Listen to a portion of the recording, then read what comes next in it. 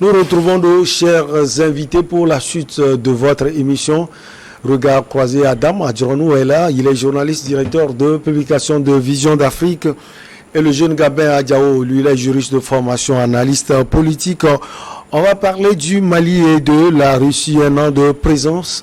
Que retenir justement de la présence russe au Mali ou de la présence de certains disent que c'est Wagner. En tout cas, avec nos chers amis, on va disséquer cette présence. Adam Adjano, on commence par vous. Un an après, qu'est-ce qu'on peut retenir de la Russie au Mali sur le plan sécuritaire, sur le plan économique, sur le plan social et sur d'autres plans, pourquoi pas? Oui, je pense que cette collaboration russo-malienne qu'on a constaté, qui s'est beaucoup renforcée avec l'avènement des jeunes dirigeants, sinon des putschistes, ce qu'on n'appelait pas le passé, après ces coups d'État. Sinon, ce n'est pas une relation qui date de cette époque-là. Il vous en souvient que le Mali fait partie des rares pays africains à abriter donc disons l'ambassade de la Russie. C'est quand même rare. Même si vous prenez ici au Togo pour lorsque vous avez des problèmes de visa, il faut voyager. Je pense que loin du Nigeria pour donc avoir le visa de la Russie. Donc quelque part, ce sont des relations traditionnelles qui se sont renforcées. Qui se sont donc renforcées avec l'avènement de Goïta au pouvoir, qu'il a exprimé de la plus belle des manières en faisant en sorte que cette relation puisse davantage être exprimée. C'est vrai, par le passé, on pourrait le dire que c'était exprimé, mais quelque part, ils ont mis en vedette cette relation par des actes assez factuels.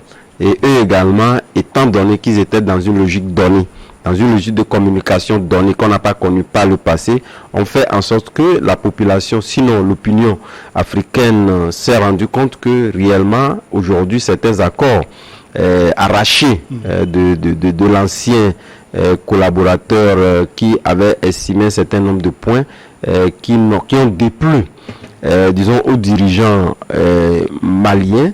On évoquait la question pratiquement de la collaboration militaire, où la Russie est aujourd'hui l'intime, sinon l'ultime collaborateur du Mali, qui lui fournit le matériel de combat, qui l'aide également en ce qui concerne dans la formation de ces militaires. Et sur ce plan-là, comme je l'ai dit, ça ne date pas d'aujourd'hui. Le Mali a eu à former plusieurs officiers, même les hommes de rang, au niveau du Mali, par le passé. Et sur ce plan-là, on a constaté que la question sécuritaire, même si aujourd'hui elle ne s'est pas améliorée, en tout cas à la hauteur des souhaits. Pour vous, il y a encore des forces de résistance? Non, ben, bien évidemment, ce n'est pas pour moi de toutes les façons. Même vous posez la question au président Goïta, ne vous dira pas qu'aujourd'hui le pays est exsangue pratiquement. Mais avec la Russie, on note c'est l'avancée des femmes. Oui, l'avancée des matières en matière de matériel militaire. Et ils ont acquis beaucoup de matériel militaire qui leur permet aujourd'hui de pouvoir engager ces résultats que nous connaissons aujourd'hui. Et comme je le disais, même si ces résultats, puisque aujourd'hui il y a toujours des attaques, on l'annonçait tantôt ce matin encore, il y a eu, sinon hier, il y a eu encore enlèvement. Oui. Ça vous a dit que la question sécuritaire, même si ce n'est pas l'apanage seulement du Mali, puisque la question c'est une question existentielle dans tous les pays. Oui. Et le Mali a eu quand même, avec cette collaboration, à engranger, disons, des bénéfices qui lui ont permis aujourd'hui de pouvoir, en tout cas, maîtriser un pan de ce territoire, même si la totalité du territoire aujourd'hui n'est pas acquis. Donc ça, c'est à mettre à l'actif de cette collaboration. Mais également sur le plan économique, vous vous en souvenez que la Russie était l'unique partenaire qui a aidé le Mali en son temps lorsque il était donc sous sanction de la CEDEAO qui avait énormément affecté ce pays-là. La Russie a également intervenu et récemment, il vous en souvient également que sur le plan alimentaire, la Russie est encore intervenue en offrant gracieusement donc au Mali donc certains denrées alimentaires, on parlait donc du blé, etc. Mais ça, c'est la partie visible de l'iceberg. Et surtout la partie non visible qu'on ne dira pas, la question financière où certains pays, certains présidents africains notamment le président malien l'avait dit, que la Russie, au regard de son succès structuré, puisque lorsque on essaie donc de classer les pays, la Russie, en termes économiques, n'est pas ce pays-là qui occupe une bonne place, pouvant donc faire intervenir ou aider financièrement le Mali. Mais nous constatons également que sur cet aspect-là, ce n'est pas toujours évident. Puisque quoi qu'on dise, c'est une puissance aussi militaire, mais également économique. Vous parlez de quel pays? Non, de la Russie. De la Russie. De toutes les façons, sur le plan économique également, il a aidé le Mali quand même à surmonter des difficultés lorsqu'il le fallait, puisque le Mali n'eût été, disons, ces soulèvements appelés, en tout cas mitigés par certains qui sont donc évoqués aujourd'hui. On a constaté une résilience du Mali à l'époque, puisque beaucoup avaient estimé que le Mali ne pouvait pas résister, même un mois, mais on a vu que pendant tout ce temps, la force de résilience du Mali a été donc exprimée. Et sur cette expression, on ne peut pas quand même écarter disons, l'apport de la Russie à permettre donc au Mali de pouvoir donc résister à ces sanctions-là. Mais également, sur d'autres points également, puisque le Mali, avec la fermeture des frontières, ou pratiquement qui était le pays là hostile, si nous prenons donc les puissances occidentales, peut-être à dessein, la Russie était le pays qui accueillait pas mal, donc, disons que ce soit des hommes d'affaires ou des investisseurs maliens et vice-versa.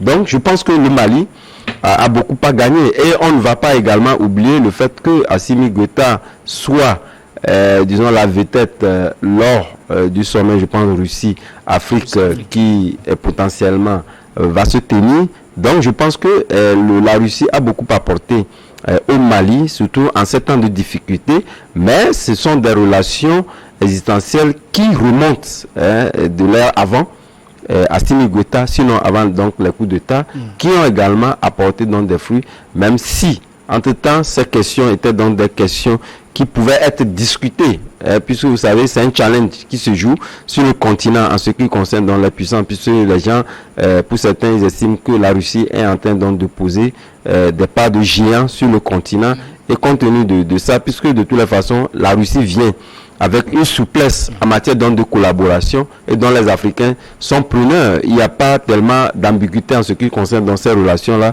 et d'autres pays également se sont exprimés en faveur de la collaboration du Mali, même si cela passe mal dans certains arcanes, notamment les arcanes occidentaux qui ne le voient pas d'un bon oeil. Alors, quel bilan vous pouvez faire d'une manière générale de cette présence russe au Mali un an après? C'est un bilan mitigé, et moi je me pose la question si je dois faire un bilan de la Russie, de la présence de la Russie au Mali, parce que la Russie jusque-là ne s'affiche pas en tant que partenaire officiel. On a l'impression que c'est le Mali plutôt qui crie. C'est le Mali qui essaie quand même de prouver à chaque moment qu'ils sont en partenariat avec la Russie, mais la Russie se cache toujours derrière la force Wagner pour faire ses opérations. Et depuis là, bon, le Mali, c'est vrai que les armes de guerre sont offertes par la Russie au Mali, mais les avions, les hélicoptères et autres, c'est obtenu sur le budget propre du Mali. Maintenant, sur le terrain, quoi qu'on dise, parce que la force Wagner, c'est quand même des Russes, quoi qu'on dise, qu'est-ce que ces forces-là ont eu à faire sur le terrain, c'est vrai qu'il y a eu une certaine avancée de la part des FAMA, mais n'oublions pas que aussi beaucoup de pourcentage du territoire malien a été récupéré par les terroristes. Et aujourd'hui encore, il y a toujours des attaques, des enlèvements à multiples. Et n'oublions pas que la dernière fois, il y a un rapport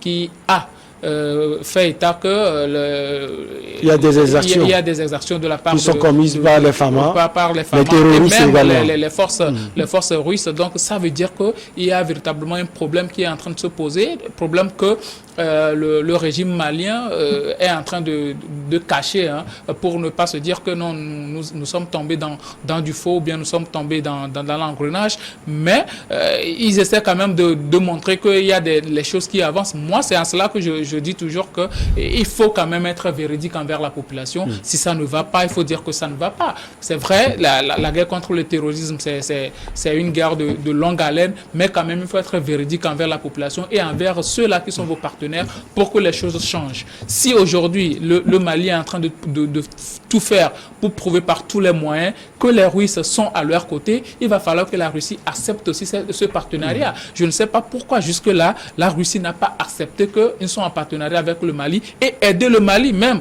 On sait que la Russie siège au Conseil de sécurité de manière permanente et a le droit de veto, mais depuis que le Mali a formulé une plainte contre la France, la Russie n'a pas levé. On ne comprend pas. Il suffit que la Russie lève le petit doigt pour que ses partenaires, la Chine et autres aussi, puissent l'accompagner à obtenir gain de cause au sein de l'Assemblée des Nations Unies. Mais jusque-là, il n'y a rien qui est fait par la Russie. Je me demande si le partenariat russe est véritablement quelque chose de très important, quelque chose qui apporte des résultats concrets au niveau du Mali. C'est vrai que la Russie apporte quelque chose de nouveau au sein de son partenariat avec les États africains, en parlant de partenariat gagnant-gagnant, mais je me pose la question de savoir, est-ce que ça sera comme ça pour toujours? Parce que les Occidentaux, à savoir la France et autres, étaient venus comme ça. Et nous avaient proposé des choses, on va faire un partenariat gagnant-gagnant, et même on va envoyer vos enfants vers nous former et autres, se former et autres. Après, ils vont revenir pour pouvoir vous aider dans Vous voulez dire que ce qui s'était passé avec la France, avec d'autres puissances, peut se répéter avec la Russie? C'est la même chose. La Russie n'est pas meilleure que la France. La Russie n'est pas mieux que la France. Si ces États-là se déplacent avec leurs engins et autres pour venir dans un autre pays, c'est pour pouvoir acquérir des richesses.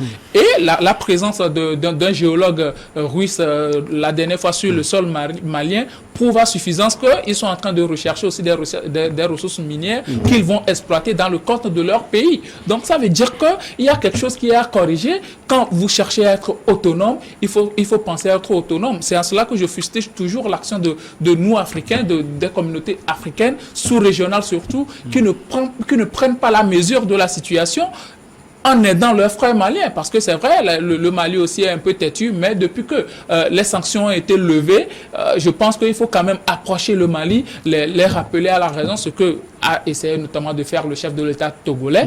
Il faut les ramener à la raison pour que cette coopération-là, suite, puisse permettre au Mali de pouvoir endiguer le terrorisme qui est en train de gangréner aussi toute la sous-région, parce que le Togo est attaqué, le Burkina, on n'en parle plus, le Niger est attaqué, la Côte d'Ivoire est attaquée, le Bénin est attaqué, donc tous les pays de la sous-région sont attaqués aujourd'hui. Il va falloir qu'on privilégie plutôt la coopération sud-sud au lieu de pouvoir se désengager d'une puissance occidentale et se relancer encore, ou bien se donner à cœur joie à une autre puissance qui ne fera pas mieux que ce qu'a fait l'autre puissance qui était partie entre-temps. Celui-là, il est venu, la Russie est venue, ils sont en train de chercher intérêt conquis, ils vont se faire comme si ils étaient les plus doux, mais une fois sur place, je suis sûr qu'ils feront pire que ce que la France avait fait entre-temps. Donc, il va falloir faire très attention, savoir mesurer la coopération. Le Mali n'est pas la seule nation qui est en train de diversifier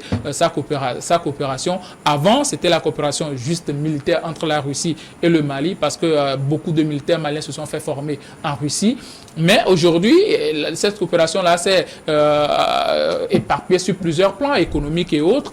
Mais quand même, le Togo aussi a fait des partenariats avec plusieurs pays. Il a diversifié ses partenariats, mais ça ne crée pas autant de polémiques. Donc, je pense que le Mali peut faire tout ça, mais sans créer de polémique et aller vers l'essentiel. Et l'essentiel aujourd'hui, c'est de pouvoir récupérer les territoires maliens au nord du pays et surtout aider à ce que la population puisse être en sécurité. Et c'est ça l'objectif. Ce partenariat, Gabin Adjao l'a dit, entre la Russie et le Mali, on a l'impression, Adam, et on doit préciser cela, on a l'impression que c'est le Mali qui clame haut et fort ce partenariat. Oui, c'est véritablement l'ambiguïté autour de cette relation entre la Russie et le Mali. Et ce qu'aurait bien voulu l'opinion malienne, c'est justement de faire en sorte que, bon, on sait la formule, elle est toute connue, on sait que entre les États sont les intérêts, mais lorsque vous êtes en difficulté et qu'on essaie véritablement d'avancer les arguments, je pense que sur cet aspect, on est plus dans la propagande qu'autre chose. Et je pense que cette propagande-là, l'opinion malienne, sinon africaine, ne la comprend pas. Quelque part, est-ce qu'aujourd'hui, c'est vrai, nous avons énuméré un certain nombre de choses qui sont des choses tangibles que chacun peut mesurer en ce qui concerne ces relations-là. Mais est-ce que c'est offert? Est-ce que cette relation, au moment des difficultés, la Russie a aidé le Mali à pouvoir ou à amenuiser leurs coûts? On ne sait rien. On sait seulement qu'on nous présente que voilà, le matériel militaire est acquis, etc. On nous donne ci, on nous donne ça. C'est donné comment?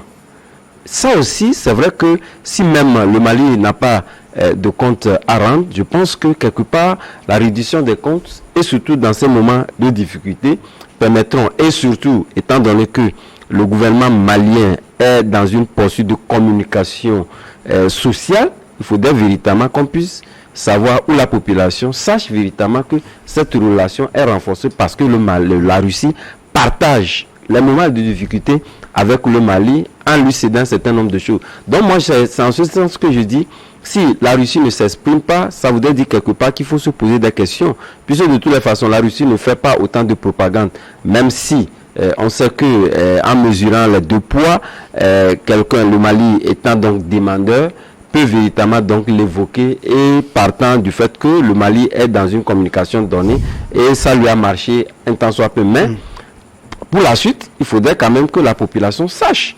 La population sache, et jusqu'au jour d'aujourd'hui, ce sont des questions qui sont pour la plupart du temps ou majoritairement également à ce partenariat-là. Puisque lorsque vous avez un puissant à vos côtés, quand même, il y a cette peur-là qui ne vous permet pas de pouvoir donc s'attaquer comme ce qu'on connaissait traditionnellement dans nos pays africains lorsque on hébergeait donc des groupes, disons, comme Wagner ou d'autres également, des cols blancs, comme on les appelait par le passé, pouvaient tout de suite orchestrer donc un coup d'État bon gré.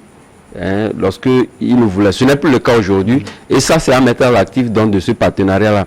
Donc mais au même moment pour l'avenir et pour renforcer cette communication là qu'a choisi de faire donc le Mali, il faudrait véritablement faire en sorte que la population puisse être édifiée sur le contenu de ce partenariat là, si ce n'est pas le contribuable qui achète. Puis importe si nous-mêmes nous débloquons notre argent pour faire des achats dans un pays, je ne pense pas qu'on puisse donc partant de là, parler du fait que nous avons une coopération renforcée avec ce pays-là. Et lorsqu'on serait dans des difficultés, on n'a pas les moyens que ce pays-là puisse intervenir pour nous sauver, un temps soit peu pour retrouver donc la normalité de nos actions. Allez, on va marquer la dernière pause. On revient avec vous, chers invités, pour la suite et la fin.